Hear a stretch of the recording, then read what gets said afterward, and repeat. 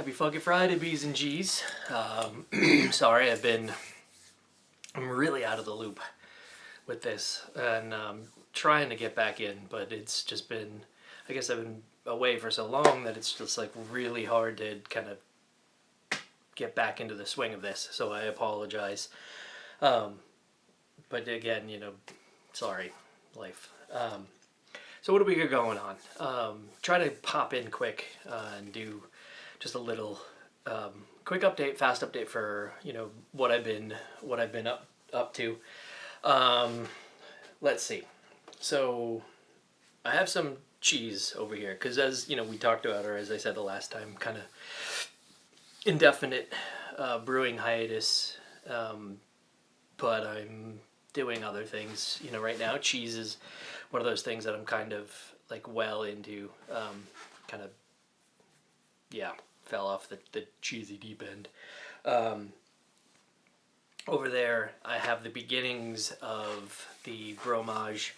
The first one I did is a sort of a gorgonzola dolce, like a really creamy blue cheese that I've soaked in Mr. Pico's So Beer. I think like those two flavors go really, really well together. Kind of that, bourbony, oaky, smoky So Beer with a really sweet, creamy, kind of tangy from the blue gorgonzola. So that right there, I'm not sure if I'll throw a picture up of that or not. I'll just wait until the actual video's out. But yeah, that was the first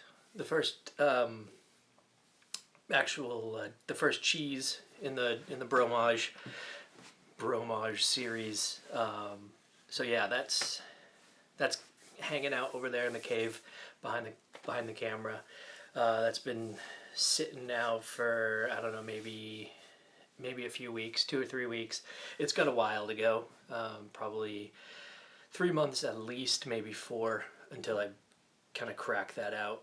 It's veining, which is really great. And by veining, just I mean the lines of blue through the cheese are, sorry for the fridge, are actually kind of being, they're creating themselves right now. So that's awesome. And the outside has actually a cool coat of geotrachum on it, which is actually like a white chalky mold.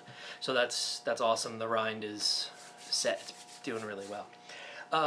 Over here, bing, I won't tilt the camera and whatnot. I have some cheeses that I've taken out of the cave, and I've actually been kind of sending them out and about, oot and a boot. This one, actually, you know what, before I do that, and I apologize, I might be a little rude because I'll be eating on camera, but I won't talk with my mouth as full as I can. Right here, a little while ago, and show, bing, I get a cheese mail from Mr. Tyler Everson from Everdy Homebrewing. Cheers. Cheese. Fucking good. Tyler has gotten kind of into cheese making as well, which is super awesome to see. I've infected someone. Damn, that's so good. Tyler sent me a massive box of a bunch of Wisconsin cheeses. And then he also, Sneaky Pete, threw in his feta. That's what that was. Initially, at first, I didn't know what it was. It was just a jar, and I put it in the fridge. And then he and I were talking, and I was like, holy shit, is that your feta? And lo and behold, it totally was. We were talking about it, and he felt that it wasn't completely salty enough or feta-y enough. So we added a little bit of, or I added a little bit of salt to the brine that it was sitting in. And it was totally friggin' awesome to begin with. That cheese was so great. And then the salt kind of helped just,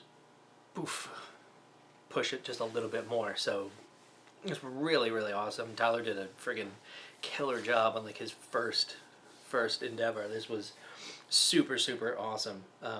So I've saved for just a little bit, because I was eating it, and and stuff. So I've saved just one little cube left for this purpose. But Tyler, this was awesome, dude. You really freaking killed it. I'm psyched that you're still kind of going with it and making more. So good. So let's see. I sent out a couple cheeses. I'll go back to that now. Out of the cave, I pulled a few things. There was one that I did a while ago. It was a mesophilic thermophilic farmstead that I had soaked in espresso stout, and that was one of the first cheeses that I had done, and there were sections of the wheel that got a little bit more salt than other ones, and I've been kind of parsing that out, and it was half and half. So I didn't really talk about that one. I mean, it wasn't bad, but it wasn't the best. So that one kind of went away. And I've now been sending out a few cheeses that have been hanging out for a while now, getting ready to go. The first one is this one. Kind of hard to tell. I'll put pictures up over here. This one right here. Bing! So this is called a Belpernol. It's sort of a cheese that's from, I believe, Switzerland. It's not a Swiss cheese. But they look like little truffles, or they look like little rocks. The reason they look like rocks is because they are coated, and I've coated them in crushed or ground black and pink peppercorns. I'll see if I can, the light is kind of shit, but yeah, there you go. So it's black and pink peppercorns that I've toasted and then ground in a little coffee grinder, and then rolled. So it creates these little truffle nuggets, basically, of cheese. They're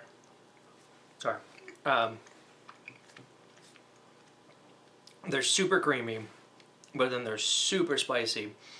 They also have garlic and pink Himalayan salt in the cheese. Sorry. Cheers. Kombucha. Something else I'm kind of playing with. Strawberry and sage. So there's garlic and pink salt in the cheese, in the actual cheesy bit right here. Bing! And then that is all pepper. They're super, super spicy. In fact, it's good like this, but it's actually better ground over or shaved over pasta. Works really, really well that way. I love them like this, but everybody else around here kind of likes them that way instead. So I've been sending those out. They were super, super quick to make. And it's just a cow's milk cheese. I could have done it with sheep, but I decided I would just do it with cow that way. So all of these are cow's milk cheeses right now. I have a goat blue that I'm working on. It's technically a goat yogurt cheese, but whatever. But that's not ready. So when it does get good to go, we'll talk about that. And then I made this French cheese.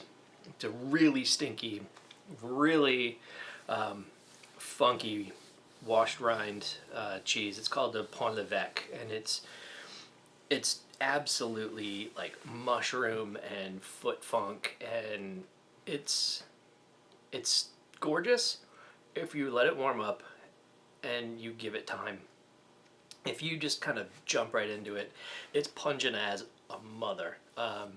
And so I've sent that out to a few folks, and so I'm kind of interested to see what people say about that one, because it's tough to get into, I think. It's really, if you give it time, it's really kind of a decent cheese, but it's funky as a motherfucker. So I'm hoping I don't like make some folks sick. So that's gone out. The Belper Knoll's gone out. And then for Easter, I did this, which is kind of, there you go. So I wanted a really bright spring cheese, and I wanted something that I could serve at Easter, kind of fun, green, kind of springish.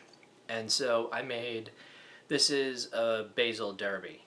Typically, you know, you see Derbyshire cheese, and it's usually with sage. And I love sage. I mean, that's what's in the kombucha, but I wanted something a little bit more kind of bright.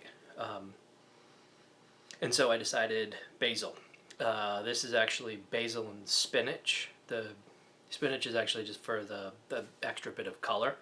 But it's a super, the flavor is actually super, super bright. It's really punchy of basil, like at first. And then it's buttery towards the end. And just kind of creams right out. It's a really fun cheese, actually. On its own, none of these I'm eating on crackers. I don't feel like there's a need. I think it actually throws an extra flavor in there that I didn't really intend. But that basil brightness, I guess is the word that I want to say. It's so fresh. It tastes just like fresh basil, even though months ago was when that cheese was made. So it's super, super, super clean, super buttery at the end, and then just pop basil at the beginning. So yeah, I'll put pictures in, flash a picture up there when I before I start talking about it. We'll edit that. But yeah, so I've been sending those out, and yeah, you might see some around. I don't know, we'll see. Other than that, the Sobier Bromage cheese, that's going right now. I have that goat yogurt, and then a couple other cheeses that I'm making right now for the Bromage. I'm doing some test batches. This, we'll see if I spread these around or not. They're this is a cool flavor. I mean, strawberry and sage is a pretty good combo. But this is just kind of an aside, something else to do. I'm drinking a lot of coffee, if you can't tell, and so this is something to do instead of coffee. Let's see. Other than that, it's business as usual, I guess. I've been watching y'all's videos, and y'all are just proper killing it. So there's so much awesome stuff out there. Stop wasting 14 minutes of your life on me. Go check out other dudes. There's so many other cool dudes doing stuff. So I will be back at some point, popping in and out of here. So I apologize again, and I'm out of the swing of these things, so sorry if this one's a little disjointed and kind of weird. But I'll try to get back to on the weekly. Just figure with these, it takes a lot longer to make one, so I can't update and expect next week I'll have one. So anyway, hope you all have been doing well. Happy Fuck It Friday, and we'll talk to you soon. Peace. The fuck you talking about?